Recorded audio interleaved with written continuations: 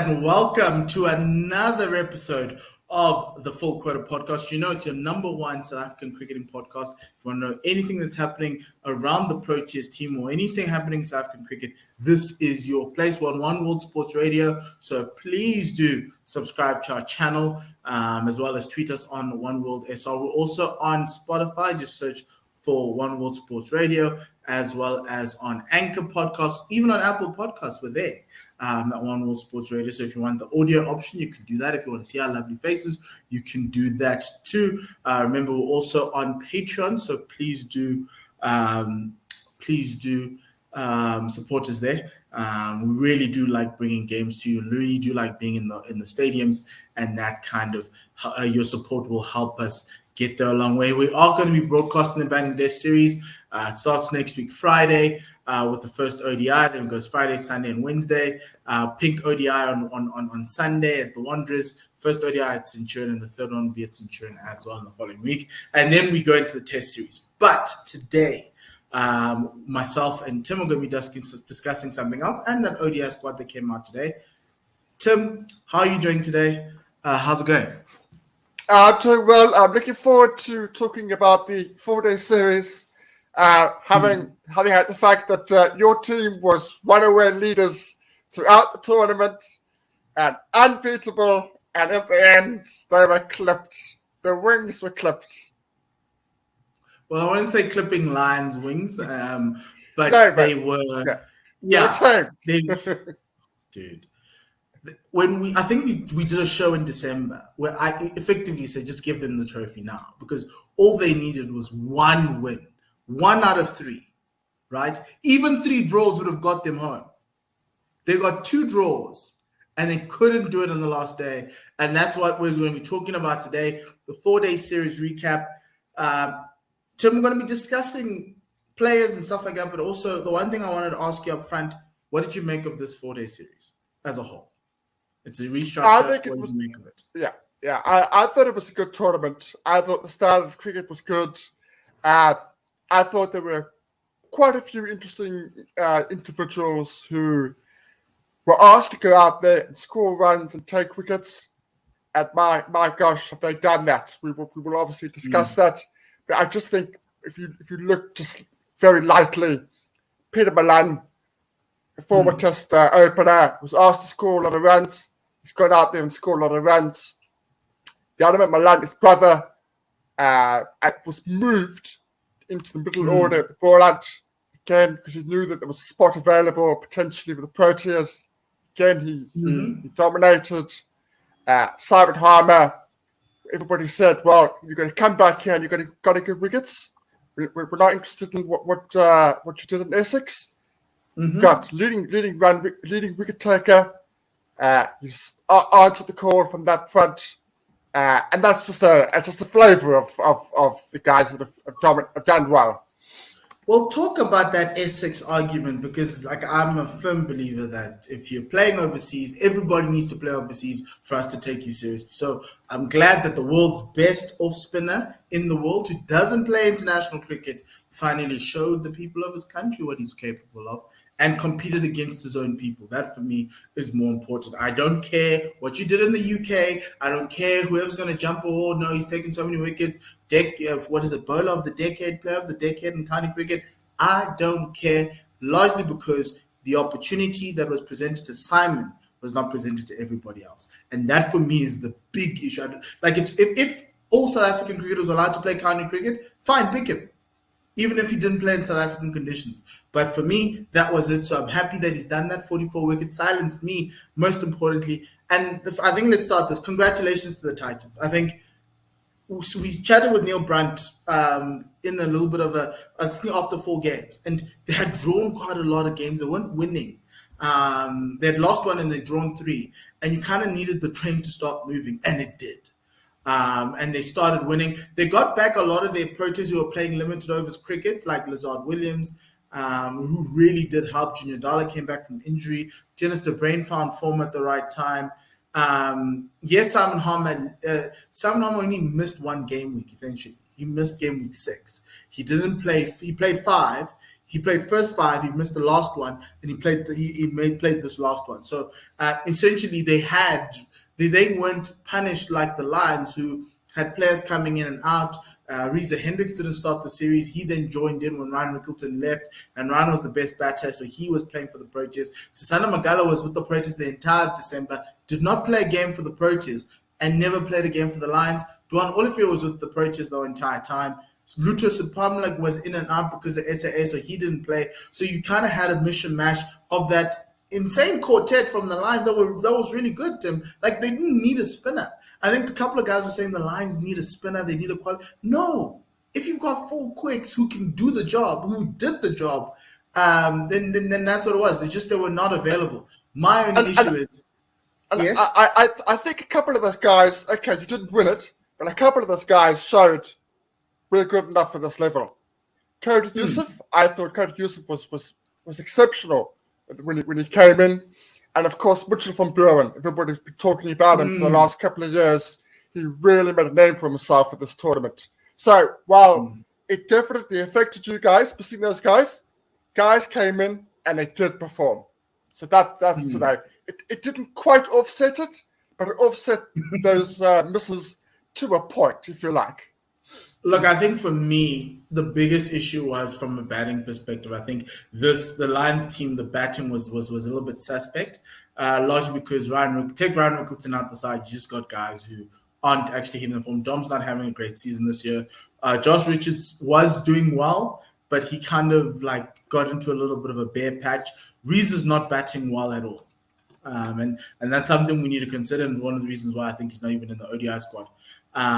But I was just disappointed that the Lions, from being locked on favorites, couldn't close it out. Even that game at Western Province, they couldn't close it out. Yes, the pitch is flat, and maybe we may have needed another second quality spinner. But even then, my thing about this 4-day series, I want all the Proteas to play it.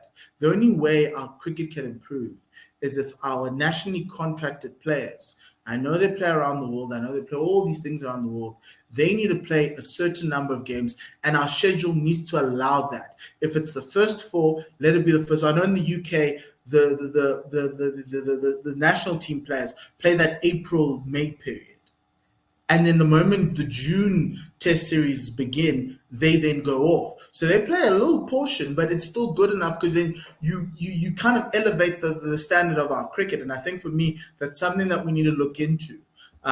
Because between August and September, if there's no IPL, yes, last year there was a World Cup, so we can forgive them for that. They should be playing. But this year we've got another World Cup, so I don't think we're going to get that. Because I was waiting for the day Kagiso would be like, I know it's my week off, but let me go play for the Lions.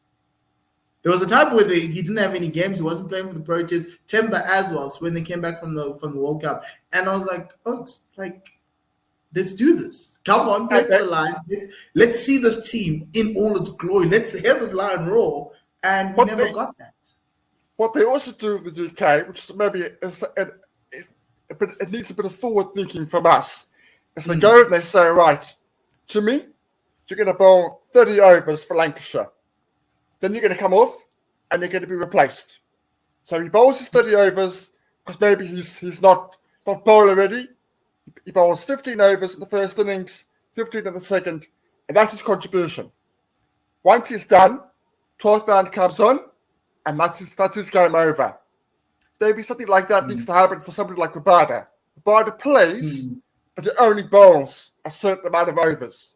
Because you obviously don't want to over bowl him. So you say to him, right, you can play, but you're only allowed to bowl 20 overs or whatever it may be. So something like that. Like 15, like 15 overs a day, 12 overs a day, some sort of. But I would have loved to see Kagiso go up against all these guys, the Peter Milans, the guys who made a name for themselves, to see, because that's how we can test whether these guys are test level or not. And we never get that. And I think for me, that's my biggest worry, is that our batters are like, how do I sift through what quality is if our batters are not being bowled to by test level bowlers? But the one team who will be disappointed, Tim, is the Dolphins. I think they weren't as disrupted as the Lions or even the Titans or even any other team, Western Province, for instance. But they just never got going. And that team has got a lot of quality in it. They're defending champions and they just didn't do anything. It was a disjointed performance from them. They had injury problems though. So they had large parts of the season where Swart was out, Rudolfsson was out, Pavelon wasn't always fit. So then you had Manguru, and then you had to rely an awful lot on Barkman to come in. It was very much a disjointed season for them. I think that's fair. And then you had guys who started well, like Jason Smith, who is enjoying playing the Red Bull format, but then the last couple of games just fell away. So their performances, particularly the last game, were overshadowed by Keegan Peterson's runs. Keegan Peterson's runs made their performance look better than it actually was. Right? He showed why he is an international player right now. But you're right. They were definitely disjointed. The other issue that they have, they need to fix this. I know that they try to fix this. Is the opening position. They can't have Bryce Parsons opening the batting. It doesn't work. In a 4-day cricket. Sardal was with the Proteas, so So having Sardal away was a huge problem. But they need to have Sardal's going to be away, going to continue to be away now. So they need to find an opener. Bryce Parsons, the 4-day stuff doesn't work. But Tim, here's the interesting thing. We also saw a very interesting century this last game week. Andile Plesliwaya scored a century in this last game week. Could this mean the turning point for his? Because my biggest cry for Andile is that he's never gotten those opportunities domestically to be the batter we wanted him to be.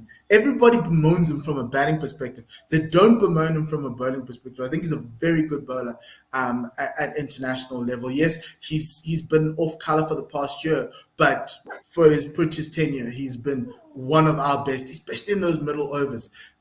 Is this a turning point for him from a batting perspective? When he gets that first-class 100 again, and now he's going to start moving?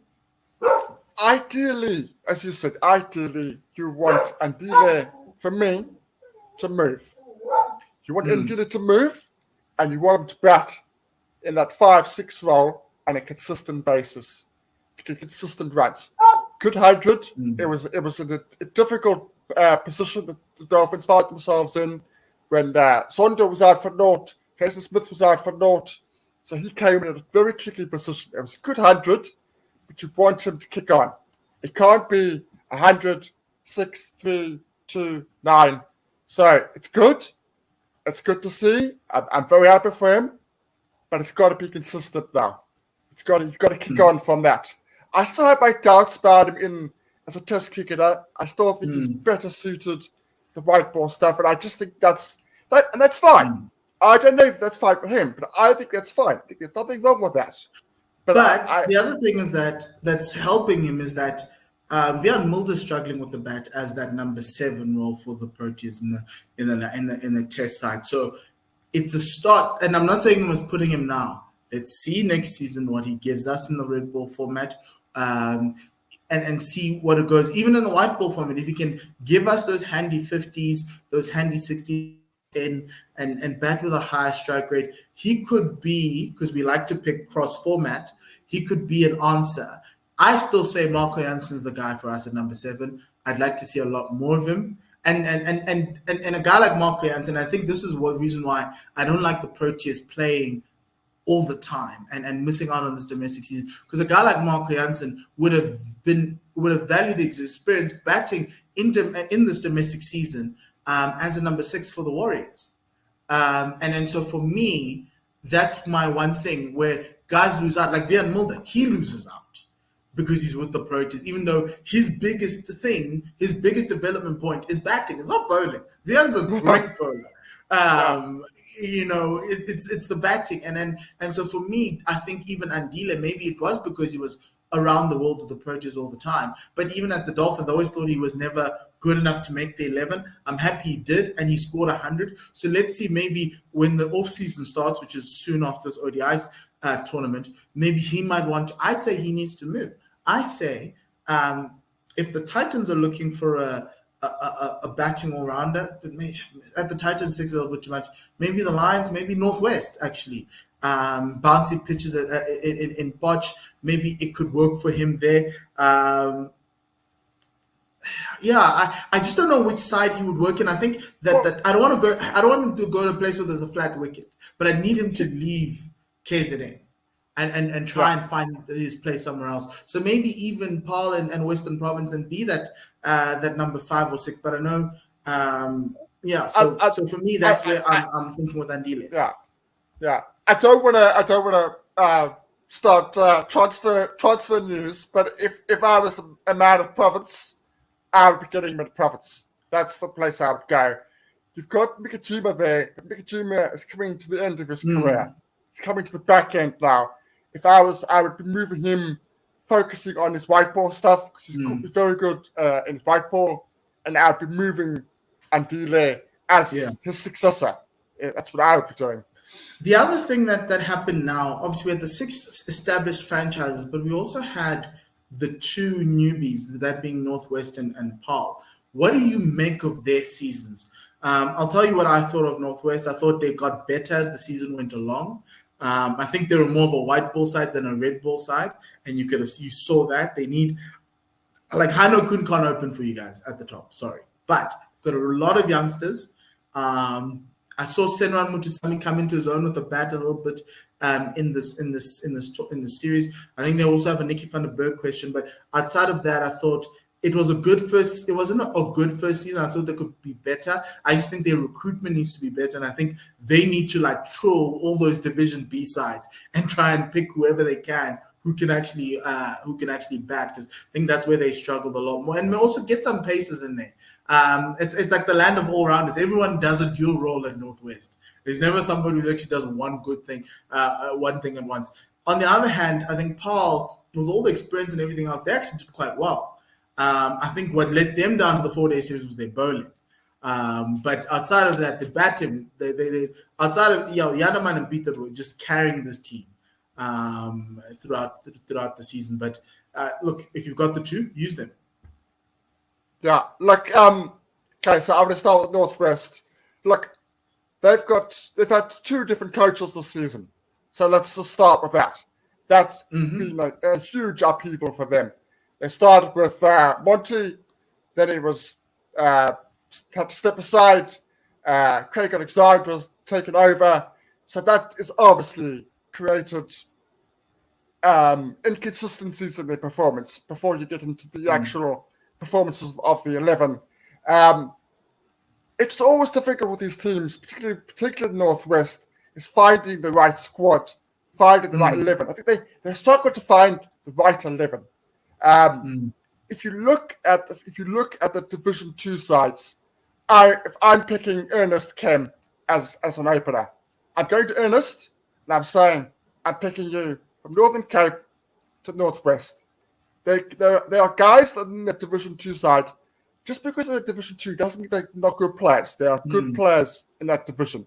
I might even be persuaded to bring Jonathan Van Dier across, but I would need him to be a lot more consistent than he is at the Northern Cape. He had a good season, but he needs to be more consistent because he's a very much a senior player.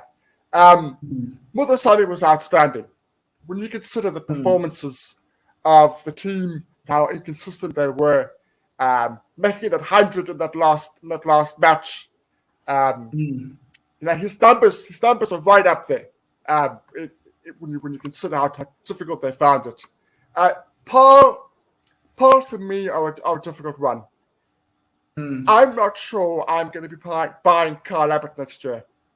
No, I love Carl. Okay. I love Carl. Lovely guy.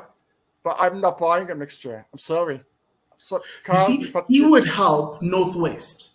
He's the type of guy who would help the Northwest. Yeah. And I think that's what kind of needs to happen in the off season is like the guys like Carl. I was like, okay, cool. Like, yeah, Carl can come to the Northwest and he can actually be a talisman for the side. A leader. Yes, that's what they needed, a leader in the bowling side who was a fast bowler, and not necessarily because Dwayne wasn't there all the time. Duan was injured. They've also got the other all-rounder that came from the Lions. I keep on losing his name. Proteas was in and out. Yes, Yeah. Delano. And so it was like, guys, who's your 150? And their bowlers, I think it was Caleb Seleka. He's quick, raw, needs somebody to kind of guide him. Yeah. So and even like for instance, if for instance like we're talking, there's some guys who are going to be moving off of guys. I think I know the Lions won't do this, but there needs to be a conversation around Dom as to whether we need to try and find someone else or try and move him off to someone else. I'm not saying there's just a conversation around that Dom and Reza axis. I think they kind of need to figure out what they want to do. So too at the Titans, what happens. I know they like Akamane, but maybe there's a conversation around Kerwin Bosch. There's a conversation around Junior Dala. Because Okutlekele set the entire season on the sidelines. So I think Aya was guaranteed all format play. I think that's what happened. I think that's why he left the Warriors. I think he knows he's a white ball cricketer. He knows that. I think he wanted the red ball stuff. I'm not sure he's suited to it anymore. He's no longer 25 anymore. If he were 25, then you can make an argument. I think now you need to say to him, listen, it's not working. We want you the white ball stuff, but we need to look at a different direction of the red ball stuff. Just to go back on my point about ball hunt, 3 spinners, the four-day stuff doesn't work. Guys. It doesn't work. Sorry. It doesn't work. It does not work. Like, you have short footwork, yes, and then you choose between Mahima and Manik. You don't play both of them. Sorry. Look, we saw in the T20s, that was their best bowling lineup. It was their best bowling lineup. They ended up playing those 3. In T20s, it works, but guys, pick one. And we know Paul's a turner. We believe you. We understand. Yeah. No. But so let's talk about the students. Okay, not the students, but those who performed very, very well. I'm going to have a look at the batting stats for the Division 1. Division 1, Peter Milan scored 601 runs in 7 innings. He has a high score of 219, not out. I think he did that in the last game. He has an average of 120. David Bedingham, 509 runs, high score of 199, 63. I'm happy he answered my questions. And if he wanted to stay, he'd be playing in the Bangladesh Test Series, but we know what happened there. Ryan Rickleton, 497 runs, an average of 82. Josh Richards, who is another opener I think South Africa might need to look into, 496 runs, a high score of 151, an average of 55. If you want to be ageist, I'd pick Josh Richards over giving Peter Milan another chance. If you wanted to look for someone who's going to be the backup to Sadal Avia. Wesley Marshall, in the red ball thing, Tim, I'm so happy about this. He got obviously he played all the games, 494 runs, high score of 97, so didn't score 100 but had 550s, an average of 38. He's up there.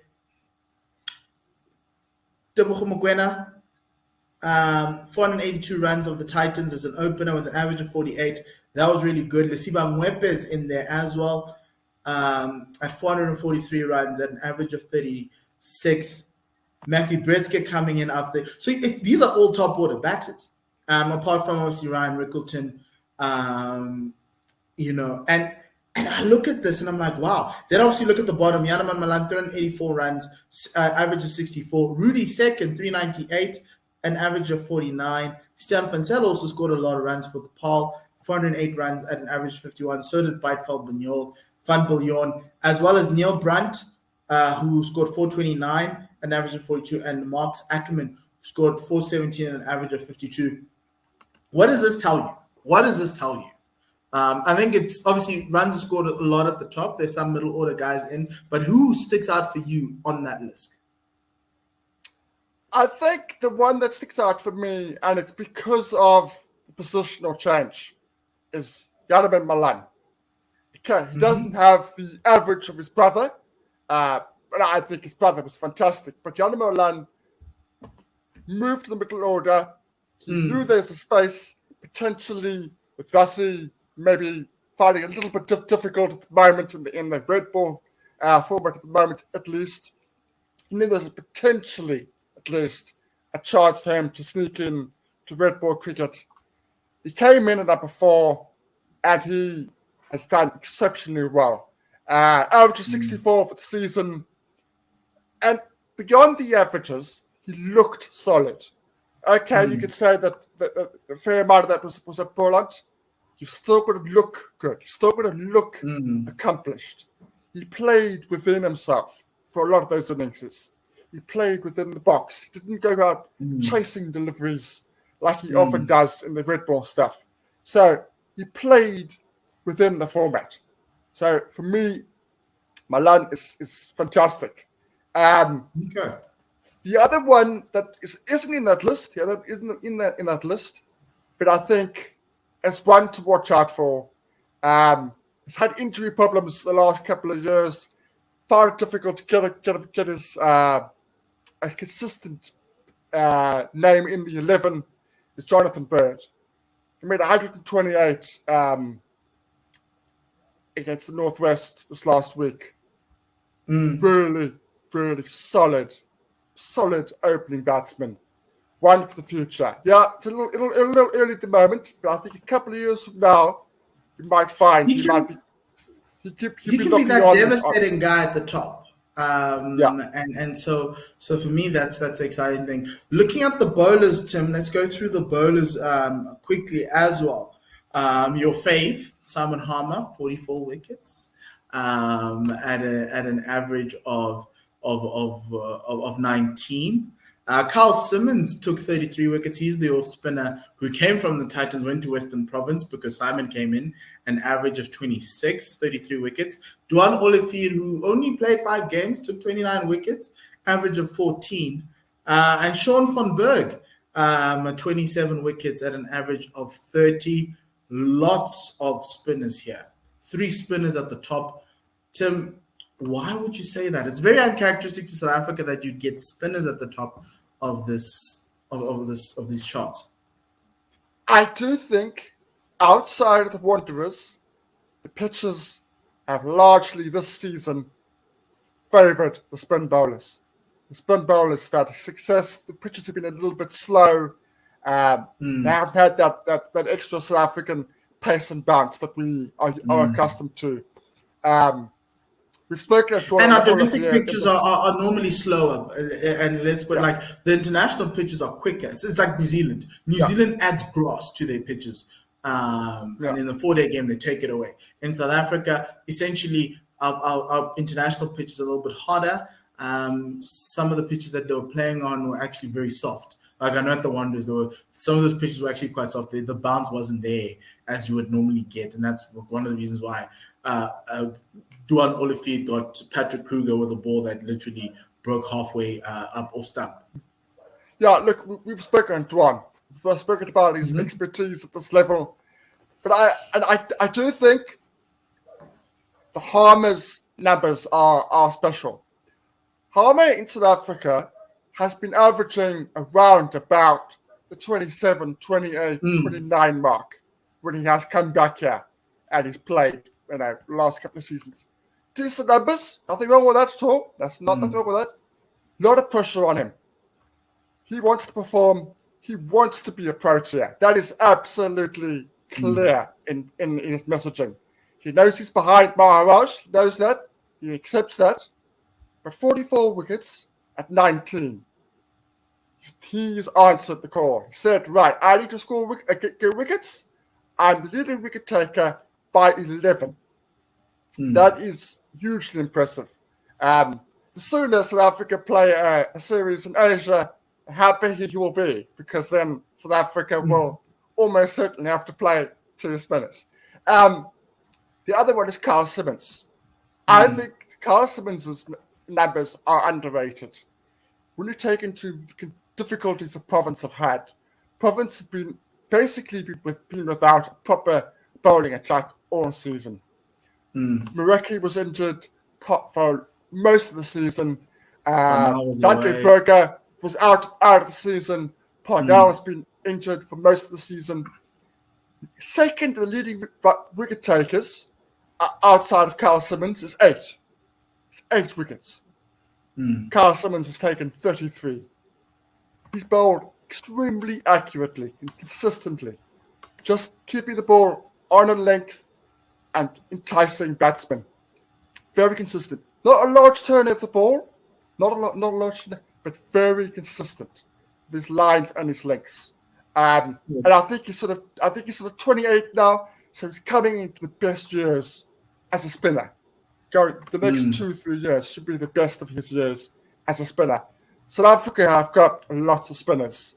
It's a slight worry that there are not more pace bowlers up there. Like the best pace bowlers are people like Supporter. Great server to South African cricket, but he's not going to be playing for South Africa anytime soon. But really good seasoned campaigner, and he deserves to be up there. I think he's in the top 5 wicket takers. He's number 5, 24 wickets. But outside of that, there is not a lot that's coming through. They've got no worries with youngsters coming through. They found it difficult. Tim, is it because of the extended Proteas squads that guys like Sepamla haven't gotten a lot of games? Guys like Marco Jansen, okay, obviously Marco now played because of the injuries, but guys like him would be here grabbing bucket loads of wickets.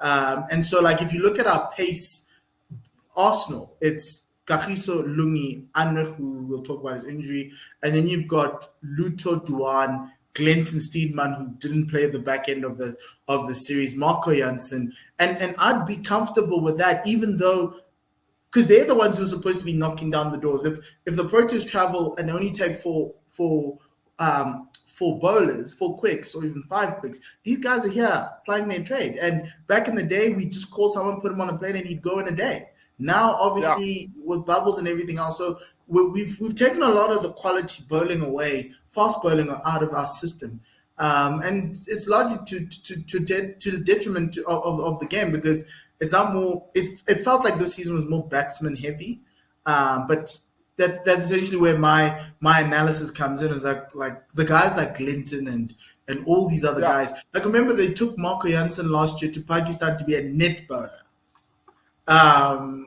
Like it's one of those. But the disappointment for me were the fast bowlers out of the Knights. I was just so disappointed by the Knights. But let's speak about the other team that the Knights broke out of. That's Northern Cape. They are the Division 2 champions.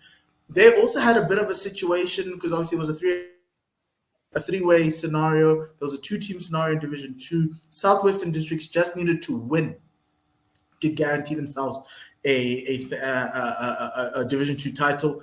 They lost to Border by 9 wickets, effectively then allowing Northern Cape to get a draw to get themselves their first ever Division 2 title, or the first ever Division 2 title in South African cricket.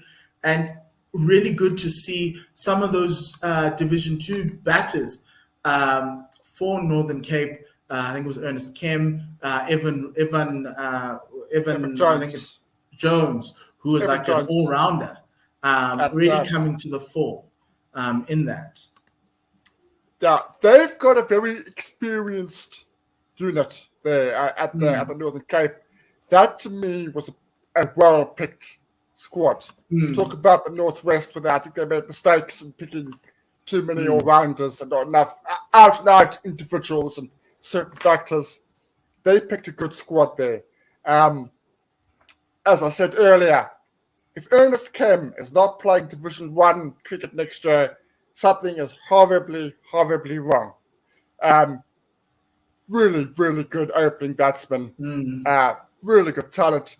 He has lots of time, because there's difference there. He's got a couple of seconds more than the rest of the guys that I saw when I was watching on the live stream. The 2 Swanepoels, batting and bowling all-rounders, they were huge plus for them. Again, hugely experienced. Again, one of them are probably going to be picked up by a Division 1 side. And then Jonathan Van Der, who's been around for forever, absolutely ages and ages and ages. He just kept that. He was just the glue. When they were struggling in certain games, he scored runs at vital times without dominating, but he was very important because he's been there, he's done it. He knows how to do these things. Jonathan Van Der averaged 56, having scored 395 runs in 4 matches. Ernest Kemp played 4 matches, 399 runs. And Evan Jones got 415 runs, an average of 103, with 2 centuries and a half and 50. But the one that I want, and I'll be angry if he's playing Division 2 next year, is Lies du Plooy. He finished the most runs in Division 2. He scored 449 runs at an average of 149. Only played 3 games. That was 5 innings. And he scored 103 50s. You're a fan of Lies du Plooy. Where would you like to see Lies play next season? Gosh. He's the only reason SWD didn't win the whole thing is because he missed the last game because he was overseas. Oh, crikey. Where does Lias fit in? The Knights. The Knights. the Knights need lots of things, but they can't keep relying on Pite and Bjortin. And that's what's happening. Pite Bjortin. You can't keep doing that and keep putting pressure on them. There's not enough support out there. Gosh, the Knights are Okay, Knights are a whole different podcast. I think, Tim, we said we were going to talk a little bit about the 4-day series. We spoke about a lot because there was a lot to talk about. But let's talk about something that's happening in the coming week. The Proteas, who have no sponsor, the Proteas, the men's team ODI squad versus Bangladesh. I'm just going to read out that ODI squad, put it up there for you to get a sense. It's an unchanged squad with Captain Temba Bavuma. You got Keshav Maharaj. You've got Quinton de Kock, Zubair Hamza, Marco Janssen, Yanama Milan, Aiden Markram, David Miller, Lungin Giti, Wayne Parnell, Andile Petluguayo, Dwayne Pretorius, Kahiso Rabara, Tibet Shamsi, Rassi Fanedison, and Carl Verena. What do you make of the Unchained squad? I know you said it was a boring squad, so please let us know why. It is a boring squad. It's a boring squad on the basis that it is exactly the same squad that beat India. I'm not criticizing it. That's a winning team does not make changes, or it makes minor changes. So they've gone with tried and tested. I'm fine with that. I'm a little bit surprised with a couple of guys. I've said before, I'm not convinced by Wayne Parnell in 50 over format. Over the last 3 years, he's played like 50 over domestic games, and all that for one county. So that is a bit of a strange one. The Markham one, Markham is finding his form in the white ball formats, sort of. But hold up. What form is he finding? Wait. He is in shocking form at the moment, regardless. He is in the worst form I've ever seen him in. So I can't understand why he's in there. Unless he's in there as a frontline spinner. Frontline spinner, then okay, that's fair enough. We're gonna play 3 spinners. This is Paul. This is the Paul Rock. You play 3 spinners. I think for me, the one thing that the press release kind of let me know is that Sisanda Magala should have been in the squad, and he failed the fitness test. So obviously my question was, when did he have a fitness test when he was playing for the Lions for the past 4 days? We found out that he took the fitness test before the Lions match, and he failed that one, and then he played. Even though I think, Tim, you have it under we've been told that the standards of domestic are the same as international. So does this mean that he hasn't been passing fitness tests going forward, and we've been allowing him to play? Because I think it just feels to me like we need to have a line in the sand. So if fitness is important, We draw the line in the sand, and if he doesn't make it, he doesn't make it, right? But then if he doesn't make it for the national team, he shouldn't be playing for the domestic side. And so it to me, it feels as though Sisanda's being unfairly treated, and people are using fitness as a way to get him out the side. And I know, I'm not saying they are doing it on purpose. I'm saying it feels like that because every time Sisanda's taking wickets while he's in this state. That's my argument. It's always been my argument. He's that good even in this state, and he's improved. He's lost a lot of weight since last the crowd saw him. Even before COVID. So I don't understand because if fitness is his issue, right? And I know it's an 8 minutes 30 seconds 2 meter time trial. Even like the best runners will struggle to do that because that's like a flat out sprint. That's you running a 21 kilometer in under an hour and a half. So I don't know. I just feel as though I honestly think that something's just up. And Sisanda, like you're telling me that in the space of the Proteas squad in that India Test series to now, he's just lost everything. Even though he's been in and around the Proteas squad, he's been in and out. He was a non-traveling reserve for the New Zealand thing in case something was going to go wrong. Like I'm just so confused. I will play devil's advocate, and I will say, I know for a fact. Not Mkala specific, but I know for a fact that some players have been given leeway. So, for argument's sake, I will say they've given him leeway, and every opportunity where they've given him leeway, he's failed. Maybe he's getting a little bit closer, but he's failed at every single piece of leeway. I'm just using that. I know for a fact that certain individuals, for a range of reasons, health issues, and have been given certain leeway in certain tests. Okay.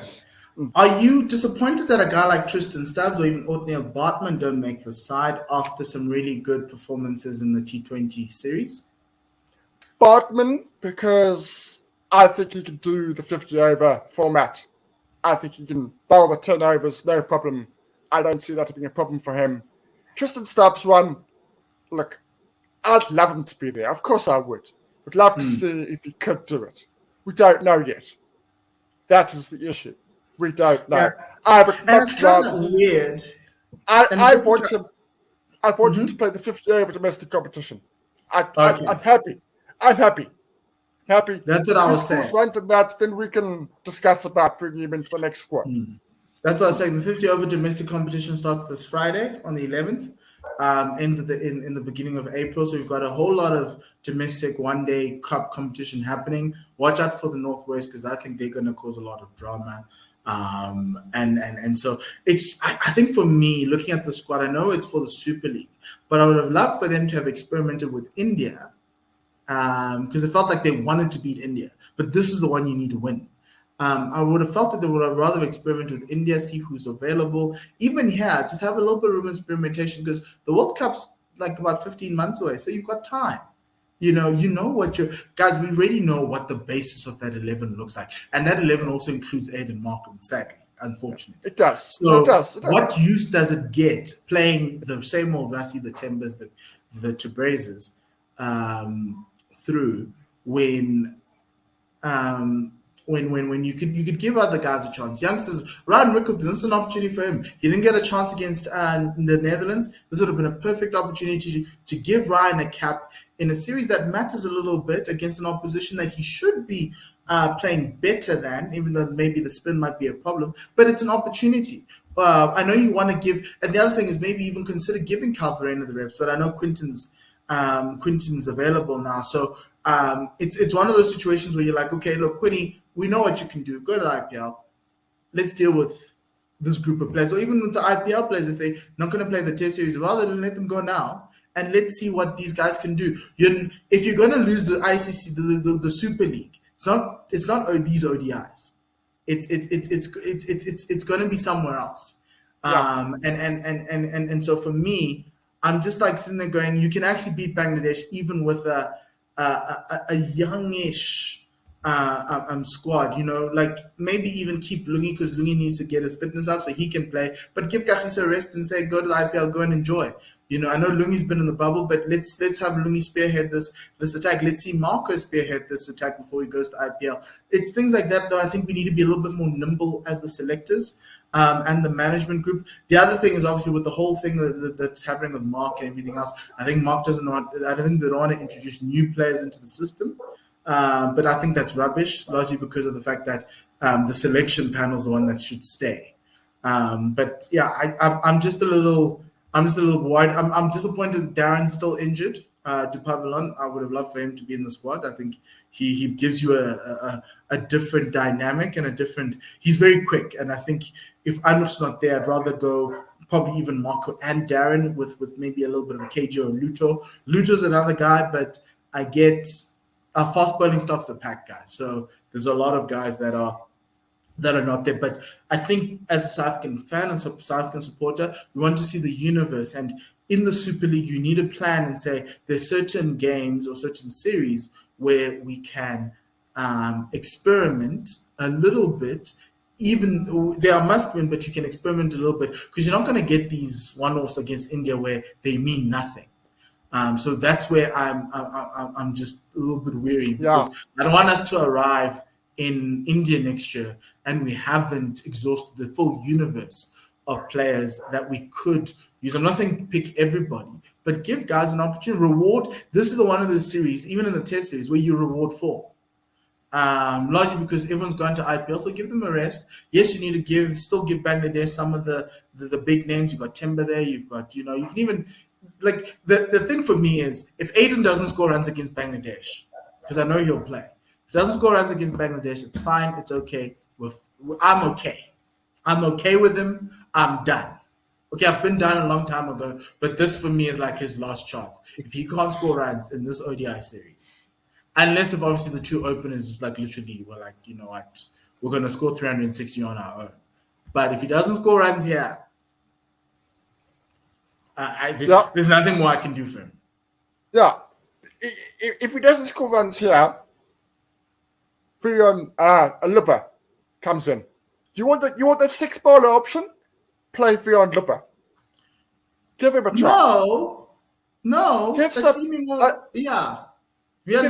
like that a chance. I was thinking a seeming all-rounder who bats and can bowl and like seam up. So because the thing for me, I'm still a believer in Duan batting at 6. In Dwayne, it's not Dwayne batting at 6. I'm still a firm believer in that. And I think. Oh yes, well of course. He definitely doesn't get enough games. He gets a lot of selections into squads, but he doesn't get enough games. That's very true. Yes. Yeah. Even Wayne, if you I'd rather have Wayne Parnell bat at 6. He's capable. And he gives you that left arm option. So guys, it doesn't have to be a spinner. Because then if it's a spinner, give George Lindo an opportunity because I think he's batting better. So that's for me is something that we need to consider. But Tim, I think we've reached the end of our show today. Thank you very much, my good man. Please watch out for our Women's World Cup preview podcasts and everything else. We're podcasting our lives away here, and we're just going to be doing that for the rest of that Women's World Cup tournament. We're also going to do a Bangladesh preview with one of the Bangladeshi journalists we've had on the show at the World Cup. So we're going to be doing that as well. Outside of that, Tim, thank you very much. And to all our fans, goodbye, good night, and lesale kakahiso.